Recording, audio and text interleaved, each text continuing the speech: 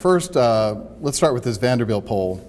It shows you with a 62% approval rating. You're the most popular politician in the state of Tennessee right now. What are you most proud of as you look back at this year? And if there's one thing you wish you might have done a little differently, what would that be? You know, this has been the most remarkable experience of my life this year, and a great privilege and a great honor. And part of that is because you get to actually substantively do something about something that you've carried around in your heart for a long time, that's mattered to you for a long time. The way that manifests itself in the greatest way for me this year was the GIVE Act, the Governor's Investment in Vocational Education Act.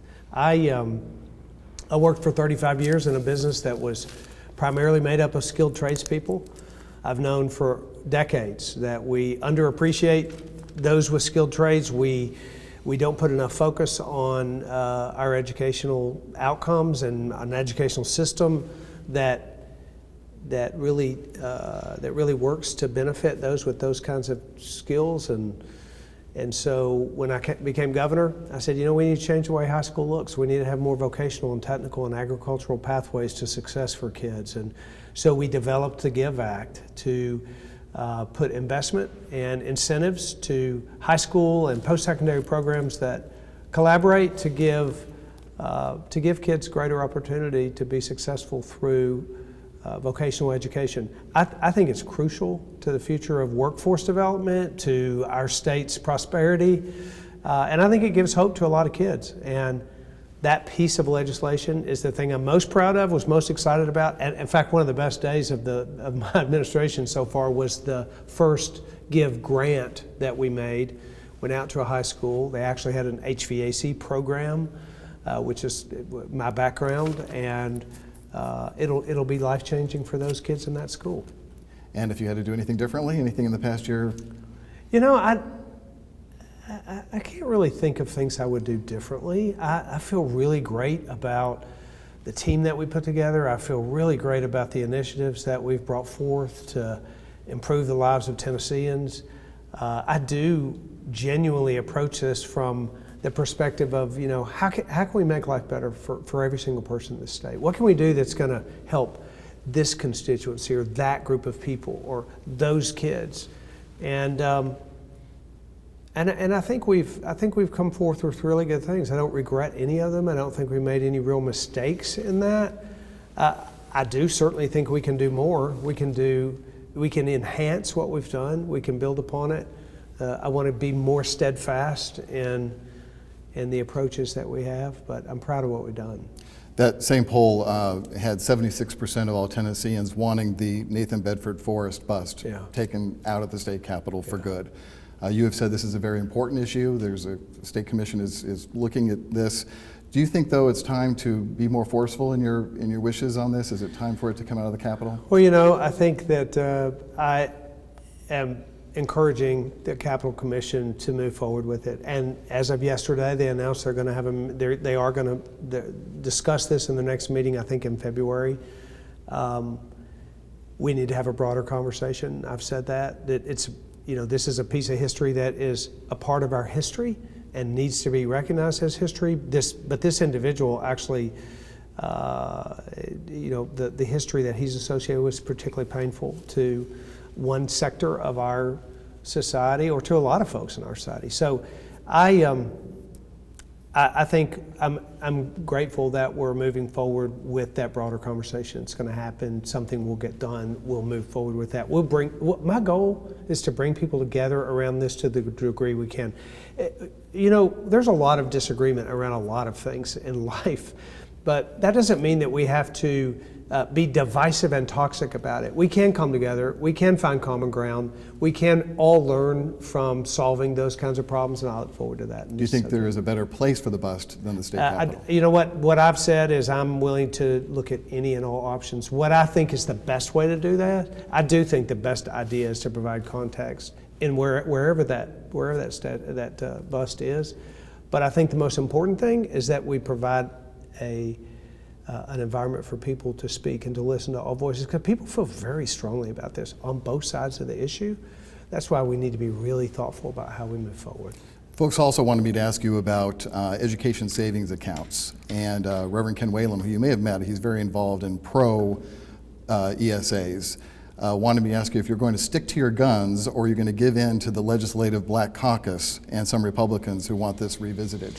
You know, I mentored kids in the inner city for years before I ever got involved in politics.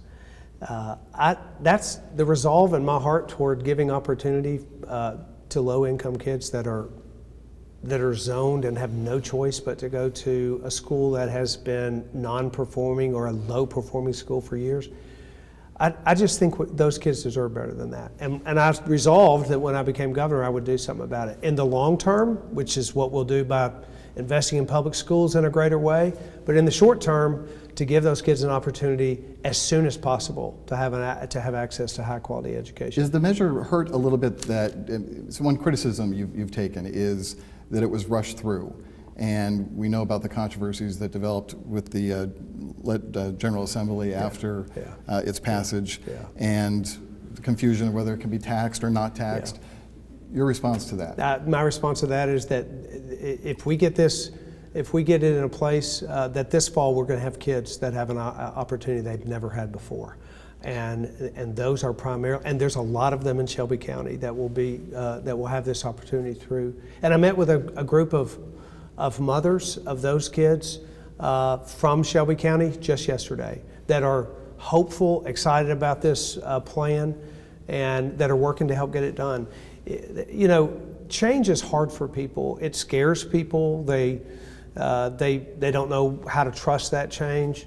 But I think once people realize that the real motive here is kids, and the real motive here is to provide an opportunity even to improve our greater public school systems. Our public school systems are the backbone of our future. They are the future of Tennessee, and I want to strengthen them. And we will be investing in great ways, even this session, in strengthening our public school systems. ESAs are going to give us some real insight into how it is that we can better do that. Let me ask you about food deserts, another question on that. There are new laws related to food stamps that make access for some folks even more difficult. How can you work with Mayor Strickland to help deal with Memphis's poverty problem? Yeah, I think Mayor Strickland and I have a great relationship. We've met on a number of occasions. I look forward to working with him.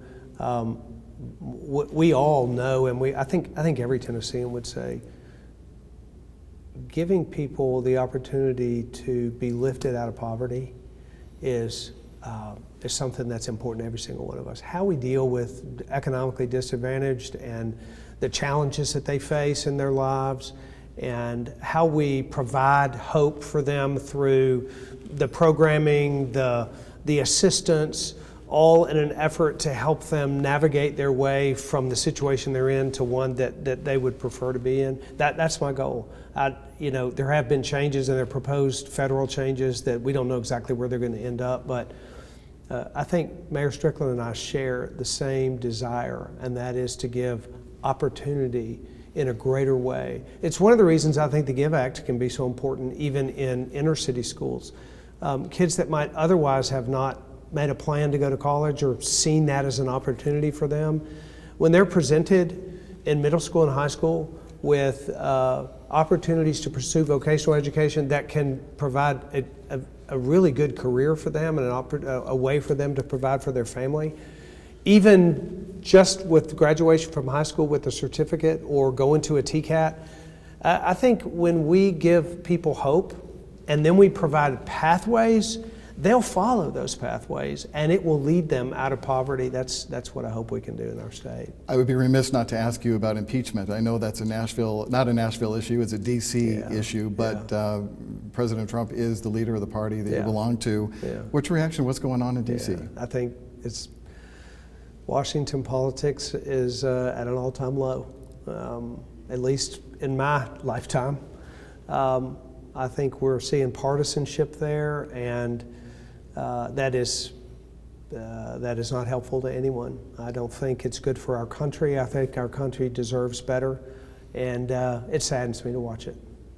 Another issue I know that's near and dear to you is criminal justice reform, and just today we got a news release related to your task force is putting forth some recommendations on how we can address that. You told me that's the reason you decided to run for governor. Yeah, it's one of the real important issues to me. I talked earlier about you have things in your heart for a long time and then you get a chance to act on them.